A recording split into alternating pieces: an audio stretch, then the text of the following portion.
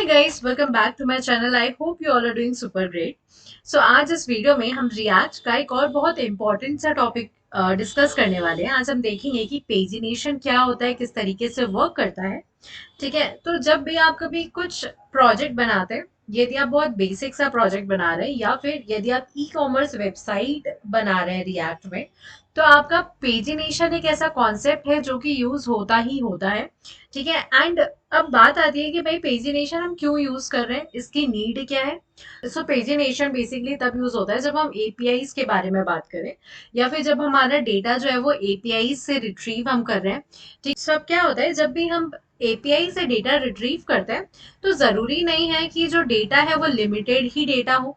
ठीक है, for example यदि आप स्क्रीन पर देखेंगे तो अभी हम क्या कर रहे हैं, यूजर्स के कुछ इन्फॉर्मेशन इस टेबल पर डिस्प्ले करवा रहे हैं, लेकिन अभी मैं क्या कर रही हूँ, एक टाइम पे सिर्फ 10 ही यूजर्स का डेटा यहाँ पर डिस्प्ले करा रही हूँ।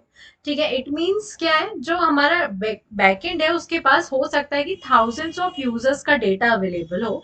एंड यदि हम एक साथ पूरे थाउजेंड्स ऑफ यूजर्स का डेटा अपने स्क्रीन पर डिस्प्ले करवाएंगे तो क्या होगा, उससे हमारी परफॉर्मेंस भी अच्छी नहीं होगी, पहली चीज तो, और दूसरी चीज यूजर एक्सपीरियंस भी सही नहीं होगा। राइट, सो इस चीज का सॉल्यूशन हमारे पास है पेजिनेशन। सो बेसिकली आज हम क्या करने वाले हैं, तो जैसे आप मेरी स्क्रीन पर देख पा रहे हैं, यहाँ पे हमारे पास एक टेबल है जिसमें यूजर का कुछ डेटा है, नेम है, ईमेल है एंड जेंडर हम डिस्प्ले करवा रहे हैं। एंड यहाँ पर नंबर ऑफ बटन्स है। ठीक है, अब ये नंबर ऑफ बटन्स किस लिए हैं, हमें नेविगेट करने के लिए डिफरेंट पेजेस में। ठीक है, अगर मैं अभी फर्स्ट पेज पर हूं तो मेरा जो फर्स्ट पेज है वो हाईलाइटेड है। सिंस मैं फर्स्ट पेज में हूं तो मेरी जो प्रीवियस बटन है वो क्या है, डिसेबल्ड है। अगर मैं सेकेंड बटन पे क्लिक करूंगी तो मुझे सेकेंड पेज का डेटा दिखेगा एंड मेरी प्रीवियस बटन भी यहाँ पर इनेबल हो जाएगी। ठीक है, सिमिलरली मैं क्या कर सकती हूँ, नेक्स्ट बटन से भी नेविगेट कर सकती हूँ वन बाय। सो अब इस फंक्शनैलिटी को हम किस तरीके से अचीव कर सकते हैं अपने रिएक्ट में, वो हम देखते हैं सीधे practical. So let's go to our VS code. Okay, so यहाँ पर हमने अपना वीएस कोड ओपन कर लिया है एंड यहाँ पर हमारे पास एक सिंपल सी रिएक्ट की एप्लीकेशन है जिसमें अभी कोई बाय डिफॉल्ट कोड नहीं लिखा हुआ है। सो यहाँ पर अगर मैं सिंपली H1 एक टैग डाल दूं एंड यहाँ पे मैं लिख देती हूँ लर्निंग पेजिनेशन, एंड इसको अगर हम सेव करें and let's go back to the browser, तो अब आप देखो अभी हमें यहाँ पे डिस्प्ले हो रहा है लर्निंग पेजिनेशन। ओके, सो अभी हम क्या करते हैं, एक नया फोल्डर बना लेते हैं एसआरसी के अंदर, लेट्स से कंपोनेंट एंड इस कंपोनेंट के अंदर हम एक नई फाइल बना लेते हैं, let's say pagination dot JS. And एक और नई फाइल बना लेते हैं, let's say pagination dot CSS. So let's say pagination dot CSS। Okay, and now what we will do, ये जो पेजिनेशन है, ये जो फाइल बनाई है, हमने इसको कर देना है फंक्शन कंपोनेंट में कन्वर्ट। सो ये हो गया हमारा फंक्शन कंपोनेंट में कन्वर्ट एंड इस ऐप डॉट जेएस के अंदर। एंड नाउ अब मैं क्या करूंगी, इस पेजिनेशन कंपोनेंट को यहाँ पर कॉल कर लेते हैं। ठीक है, इंपोर्ट कर लिया हमने, इसको हम सेव करते हैं and now let's go to the browser. तो यहाँ पे हमारा पेजिनेशन जो है वो डिस्प्ले हो रहा है। ओके, सो अभी हम क्या कर रहे हैं, पेजिनेशन सीख रहे हैं। पेजिनेशन सीख रहे हैं मतलब हम डिफरेंट डिफरेंट पेजेस में डेटा को डिस्प्ले करेंगे एंड डेटा को डिस्प्ले करेंगे, इट मीन्स हमारे पास होना चाहिए पहले तो डेटा। तो उसके लिए मैं क्या करती हूँ, यहाँ पर एक वेरिएबल लिखती हूँ, let's say table data and set table data, and हम इसको हैंडल करेंगे with the help of use state. So let's से यूज स्टेट। सो इनिशियली हमारा जो टेबल डेटा है उसमें हमारे पास कोई वैल्यू नहीं है एंड इस टेबल डेटा में हमें कुछ वैल्यू चाहिए जिससे कि हम क्या कर सकें, अपने यूआई में डिस्प्ले करवा सकें। सो उसके लिए मैं यूज करती हूँ यूज इफेक्ट हुक का। इसके अंदर हम करेंगे एक एपीआई कॉल। सो लेट्स से एक्सियोस डॉट गेट। एंड जिन्हें नहीं पता है कि एक्सियोस क्या है, एक्सियोस की हेल्प से हम किस तरीके से डिफरेंट कर्ड ऑपरेशन परफॉर्म कर सकते हैं, तो उसके लिए मैं ऑलरेडी वीडियोस बना चुकी हूँ। आप जाके पहले वो वीडियोस रेफर कर सकते हैं जिससे कि आपको और ज़्यादा क्लियर समझ आए कि हम क्या कर रहे हैं इन वीडियोस में। ओके, सो इसके अंदर हम लिखेंगे अपना एपीआई कॉल। सो एपीआई कहाँ से आएगी? सो इंटरनेट पे हमारे पास बहुत सारी फेक एपीआईज अवेलेबल है। तो उसी में से हमारे पास एक एपीआई है। यदि आप यहाँ पर इस वेबसाइट में जाएं dummy.json.com पर, तो आप देख सकते हैं हमारे पास बहुत सारी यहाँ पर आपको एपीआईज देखने के लिए मिल जाएंगी। सो यदि आप देखें यहाँ पर आप चूज भी कर सकते हैं, अगर आपको यूजर्स की जगह रिसोर्सेज चाहिए, प्रोडक्ट चाहिए, कार्ड चाहिए, जो भी आपको चाहिए आप यहाँ पर पिक कर सकते हैं। एंड ये वेबसाइट आपको उससे रिलेटेड एक जेसन डेटा प्रोवाइड कर देगा थ्रू एपीआईज। ठीक है, सो हम क्या करते हैं, यहाँ पर इस एपीआई को कॉल कर लेते हैं। सो let me copy this API and we'll add users here and let's save this and we'll do one thing, यहाँ पर हम बोलेंगे dot then response, जो भी हमारे पास अगर रिस्पॉन्स आता है।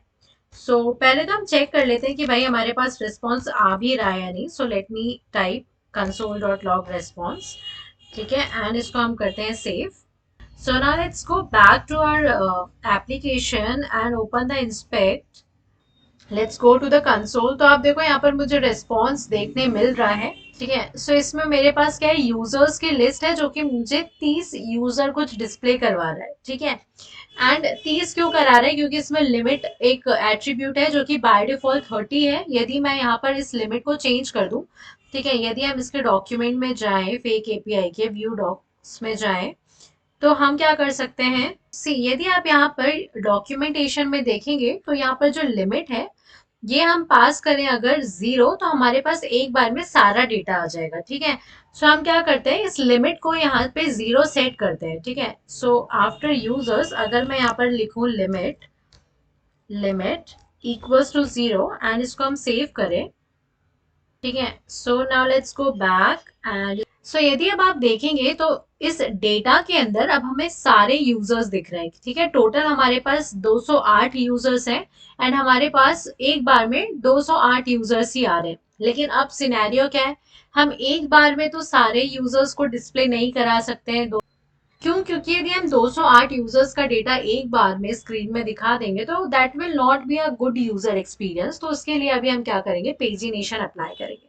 ठीक है, हमारे पास डेटा तो आ गया, इस डेटा को हम सेट कर देते हैं।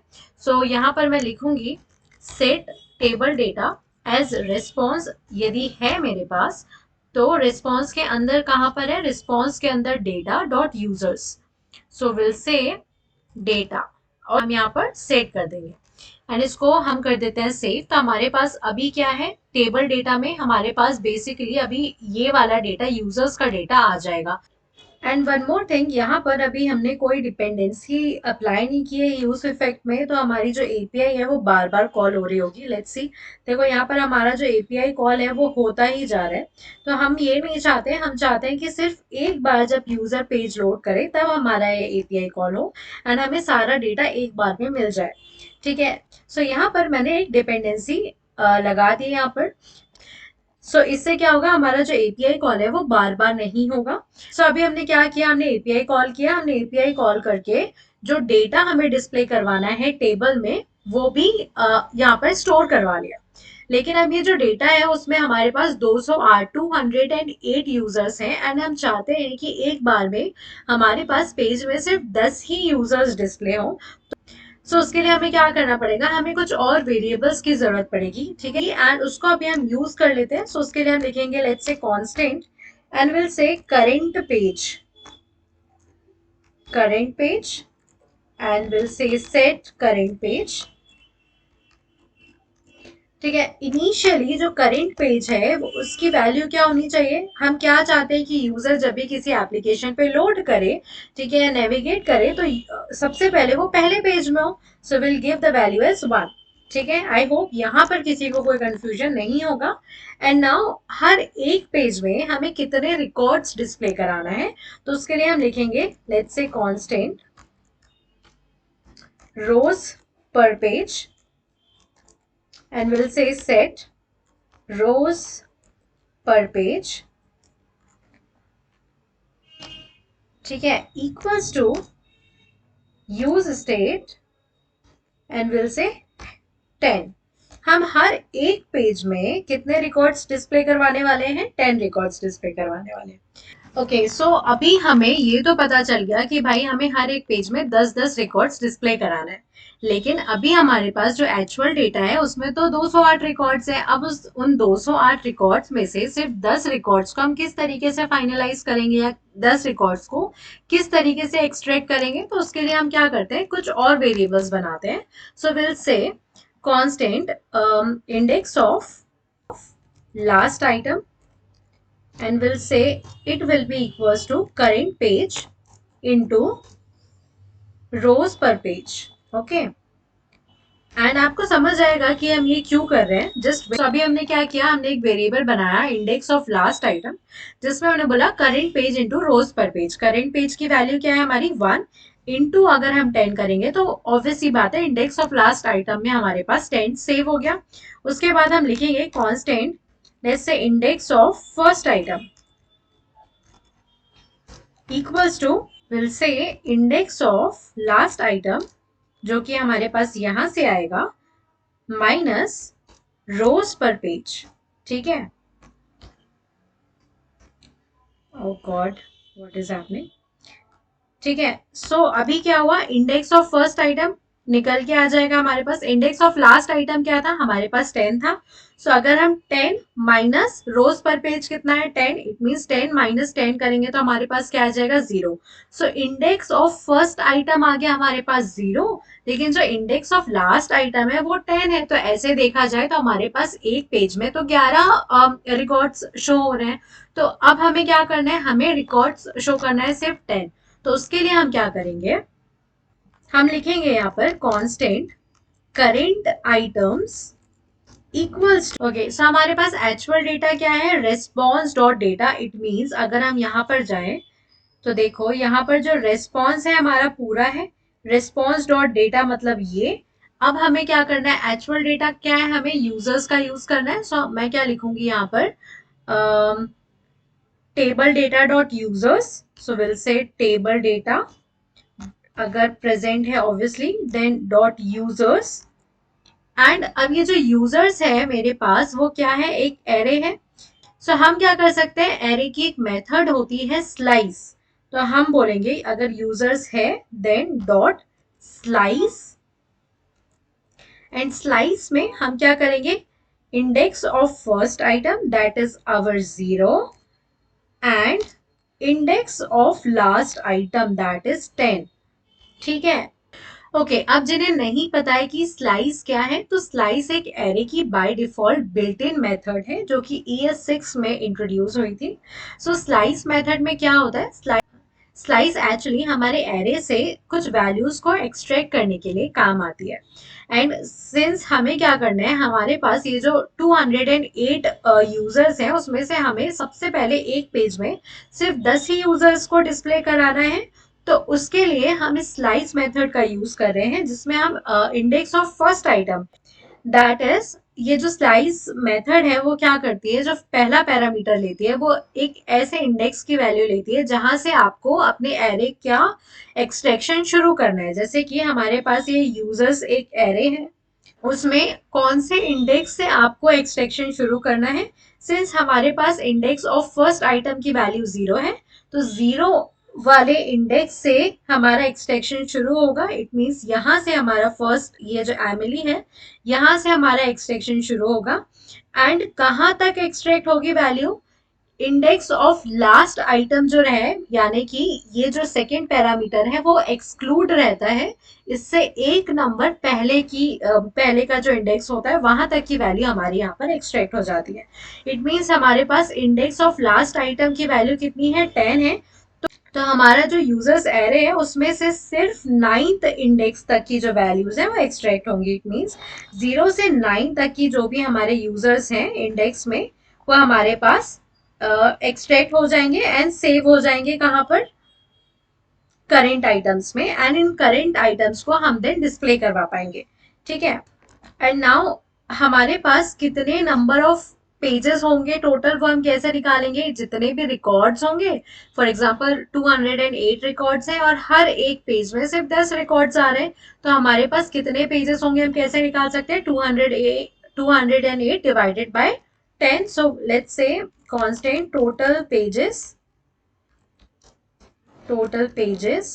equals to, we'll say math dot seal and table data.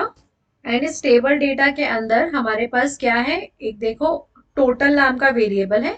So will say table data dot total, जो कि हमें टोटल रिकॉर्ड्स शो कर रहा है. सो टोटल डिवाइडेड बाय रोज पर पेज. ठीक है, नाउ हमारे पास टोटल नंबर ऑफ पेजेस भी आ गए. अब हम क्या करते हैं, सबसे पहले तो ये जो करेंट आइटम्स है ना उसको डिस्प्ले करवा देते हैं टेबल में. सो उसके लिए हम क्या करेंगे, सो हम यहाँ से पहले तो ये पेजिनेशन को हटा देते हैं एंड यहाँ पर हम लिखते हैं टेबल टैग. ठीक है, सो ऑल्सो जो भी CSS हम यूज करने वाले हैं इस प्रोजेक्ट में, वो सारी चीजें मैं लिख चुकी हूँ ऑलरेडी अपनी CSS फाइल में एंड मैंने इसे यहाँ पे पेस्ट कर दिया है. सो ये सेम CSS मैं अपने डिस्क्रिप्शन बॉक्स में डाल दूंगी, आप वहां से कॉपी कर सकते हैं. So now let's do one thing, यहाँ पर टेबल में मैं क्लास नेम डाल देती हूँ. लेट्स से टेबल, एंड इस टेबल क्लास नेम को ऑलरेडी मैंने यहाँ पर CSS में डिफाइन करके रखा है. टेबल से रिलेटेड जितनी भी चीजें होंगी कि भाई हम विड्थ 100% दे रहे हैं, ठीक है, मार्जिन दी हुई है, फॉन्ट साइज दी हुई है, टेक्स्ट अलाइन लेफ्ट दिया हुआ है, आप चाहे तो अपने हिसाब से इसे चेंज कर सकते हैं. ठीक है, it's up to you. So now let's write this. So सबसे पहले जो हमें हेडिंग में शो करना है वो हम लिख देते हैं. सो लेट्स से T head and TR. Inside that we'll add our headers.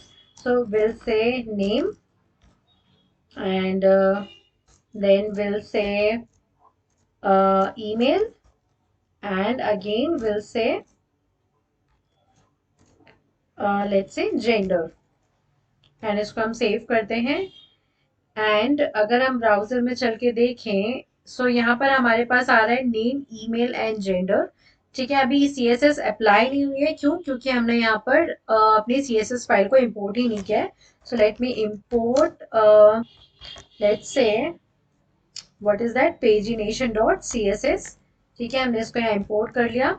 सो यदि अब हम ब्राउजर में चल के देखें तो यहाँ पर हमारा CSS अप्लाई हो गया. सो टेबल की हेडिंग तो हमने लिख लिया, अब टेबल की बॉडी लिख लेते हैं. सो टेबल बॉडी, इसमें हम अपने करेंट आइटम्स जो हमने निकाले हैं एक्सट्रैक्ट करके यहाँ पर इसका यूज करेंगे. सो करेंट आइटम्स को हम मैप करा देते हैं. डॉट मैप, इसमें हम लिख देते हैं लेट्स से वैल्यू एंड इंडेक्स. ठीक है, and let's say TR, and इस TR में हम की डाल देते हैं पहले तो. So let me add the key, otherwise will get an warning. So let's say की हम ले देते हैं इंडेक्स को, and now will add our TD. So TD will be value dot, क्या क्या वैल्यूज हैं हमारे पास. So will say value dot first name, we have to write value dot first name. Then हमें करना है email. So let's copy email from here and paste it here, and then gender we have to give. So let's say gender. ठीक है, and इसको हम save करते हैं यदि.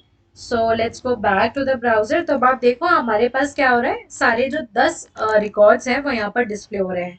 ठीक है, अब यहाँ तक तो कोई इशू नहीं था. अब मेन कहानी अब हमारी शुरू होती है जिसमें हमें पेजिनेशन अप्लाई करना है एंड हमें यहाँ पर बटन्स डिस्प्ले करनी है एंड उतनी ही बटन्स डिस्प्ले करनी है जितनी रिक्वायर्ड है.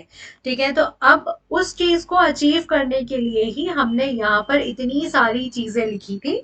सो अब हम फाइनली इसको यूज करते हैं. सो एक काम करते हैं, अभी हम अपनी बटन्स क्रिएट करते हैं पेजिनेशंस के लिए.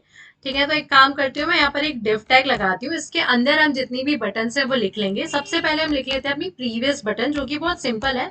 हमें सिंपली एक बटन बनाना है, इसके अंदर मैं लिख देती हूँ प्रीवियस, एंड इसमें मैं क्लास नेम अप्लाई कर देती हूँ. इनफैक्ट मैं क्लास नेम इस div में ही अप्लाई कर देती हूँ एंड विल से पेजिनेशन. ठीक है, एंड यहाँ से क्लास नेम में मैं हटा देती हूँ. तो ये हो गई हमारी प्रीवियस बटन, एंड हमारे पास एक लास्ट में थी next button. So let's create next button as well. तो ये दो बटन तो हमने क्रिएट कर ली. एंड प्रीवियस एंड नेक्स्ट के बीच में हमारे पास और भी सारी बटन्स थी, लेकिन अब हमें कैसे पता चलेगा कि भाई कितनी बटन्स और हमें बनानी है। तो उसके लिए हमने ऑलरेडी ऊपर यहाँ कोड लिखा था, आप देखो टोटल पेजेस हमने यहाँ पे ऑलरेडी कैलकुलेट करके रखा था।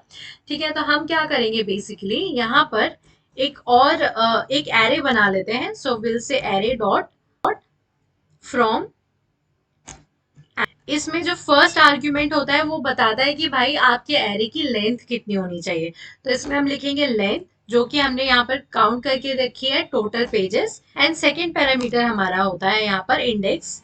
सो will say index, and in fact हम यहाँ पर एक और इट्स नॉट नीडेड, बट हम क्या कर रहे हैं बाय डिफॉल्ट जो सिंटेक्स है उसका यूज कर रहे हैं।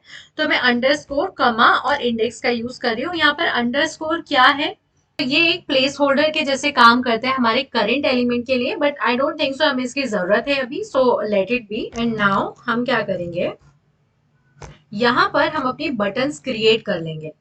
सो विल से बटन, एंड इस बटन के अंदर हम लिखेंगे, हमें नंबरिंग लिखनी है। तो हमारे पास जो इंडेक्स है वो कहाँ से शुरू होता है, 0 से शुरू होता है। सो इंडेक्स प्लस 1, क्योंकि हमें जो बटन है वो कहाँ से शुरू करने हैं, उसकी काउंटिंग 1 से शुरू करनी है। ठीक है, और इसकी लेंथ कितनी होनी चाहिए, जो भी टोटल पेजेस हैं उतनी। ठीक है, तो यहाँ तक आई गेस अभी तो कोई डाउट नहीं होगा। सो यदि अब हम अपने ब्राउजर में चल के देखें, तो अब आप देखो हमारे पास यहाँ पे सारी बटन्स डिस्प्ले हो रही हैं, प्रीवियस 1 2 3 से लेके 21 तक की हमारे पास डिस्प्ले हो रही है, विच इज परफेक्ट। नाउ अब एक और चीज है कि अभी इसके क्लिक पर कुछ नहीं हो रहा है। ठीक है, सो हम क्या करते हैं, अब क्लिक ऑन क्लिक फंक्शनैलिटी सारी बटन्स में अप्लाई कर देते हैं। तो सबसे पहले हम लिखते हैं प्रीवियस बटन का ऑन क्लिक।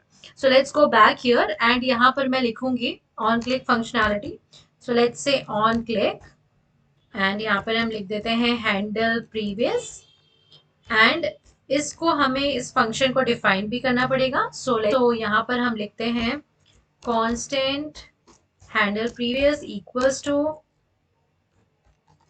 सो बेसिकली इसमें हम क्या हैंडल कर रहे हैं, प्रीवियस एक अगर यूजर प्रीवियस पे क्लिक करे और फॉर एग्जांपल मैं 7 नंबर के पेज में हूँ और यूजर प्रीवियस पे क्लिक करे तो मैं 6 नंबर के पेज पे आ जाऊँ, यानी कि एक प्रीवियस पेज पे मैं नेविगेट कर जाऊँ।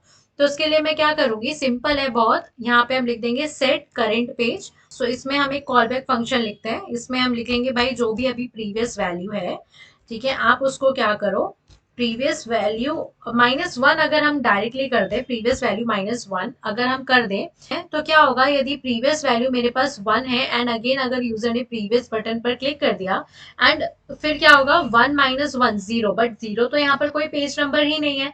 तो उसके लिए हम क्या करेंगे, डायरेक्टली ऐसे ना लिखे, हम लिखेंगे मैथ डॉट मैक्स, यानी कि मैक्सिमम भाई फर्स्ट नंबर के पेज तक ही रहे, उससे नीचे ना जाए। सो विल से प्रीवियस -1 एंड 1। ठीक है, आई होप यहाँ पर कोई डाउट नहीं होगा। एंड सिमिलरली हम नेक्स्ट की जो फंक्शनैलिटी है वो लिख लेते हैं, क्योंकि वो बहुत ज्यादा इससे सिमिलर है। सो यहाँ पर जो नेक्स्ट बटन है यहाँ पर मैं लगा देती हूँ ऑन क्लिक। ठीक है, एंड यहाँ पर हम लिख देते हैं हैंडल नेक्स्ट, एंड इस फंक्शन को भी हम क्या कर लेते हैं, डिफाइन कर देते हैं। So now let's go back here, and यहाँ पर हम लिखेंगे constant handle next equals to, इसको भी हम एक एरो फंक्शन बनाते हैं। सो यहाँ पर भी हम क्या करें, पेज को ही सेट करें, तो सेट करेंट पेज, एंड इसमें भी हम एक कॉल बैक फंक्शन लिख देते हैं कि भाई जो भी आपकी प्रीवियस वैल्यू है वो ले लो। एंड यहाँ पर हम क्या करेंगे, मैथ डॉट मिन, क्योंकि हम नहीं चाहते कि भाई अगर यहाँ पर यूजर 21 पेज पर है तो अगर वो अगेन नेक्स्ट पे क्लिक करेगा तो 22 पेज पर तो कुछ है ही नहीं। तो उसको हैंडल करने के लिए हम मैथ का यूज करेंगे, मैथ डॉट मिन, एंड हम यहाँ पर लिखेंगे भाई जो भी प्रीवियस वैल्यू है +1 कर दो, लेकिन इसकी जो वैल्यू है वो टोटल पेज, जो टोटल पेजेस है उससे एक्सीड नहीं होनी चाहिए। ठीक है, एंड इसको हम सेव करते हैं।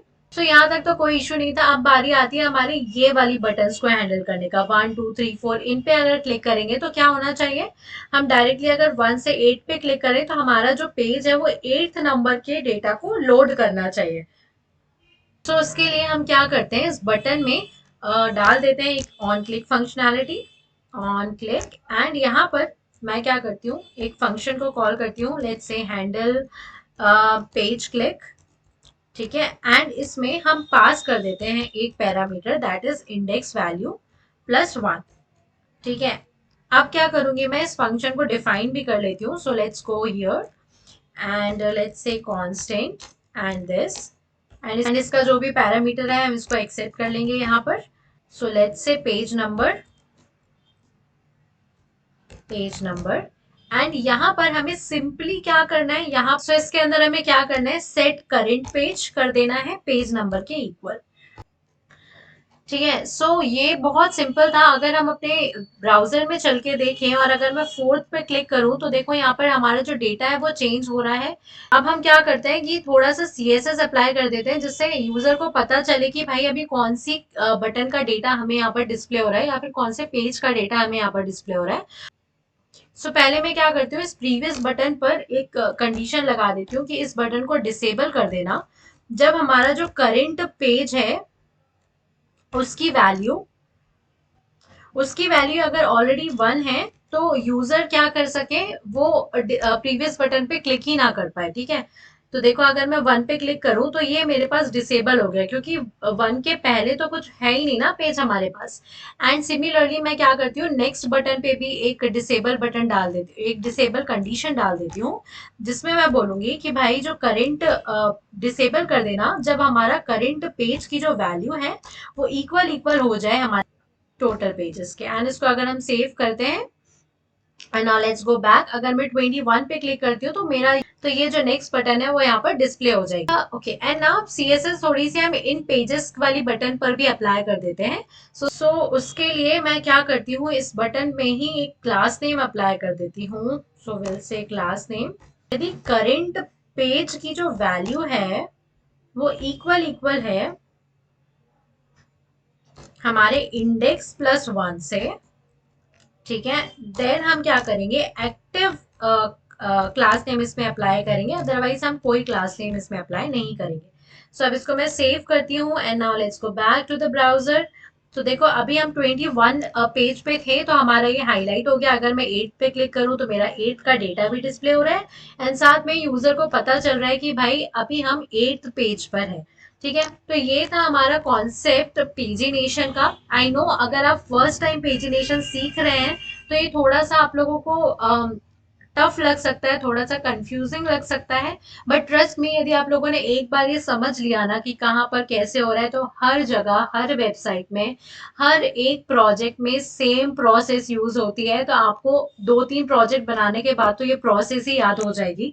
ठीक है. आपको दिमाग लगाना ही नहीं पड़ेगा, आपको पता रहेगा कि ओके मुझे ये कोड लिखना है पेजिनेशन के लिए. सो ये काफी ज्यादा सिंपल है अगर आप प्रैक्टिस करते हैं तो. सो आई गेस आप लोगों को समझ आया होगा एंड आई रियली वांट कि आप लोग इस चीज की प्रैक्टिस करें. So I guess that is all for this video guys. मिलते हैं नेक्स्ट वीडियो में. बट बिफोर लीविंग, यदि आप इस चैनल पर नए हैं तो please subscribe to my channel and also यदि आप इस चैनल से थोड़ा भी कुछ सीख रहे हैं तो please like the video and also comment your genuine feedback. Thank you guys for watching.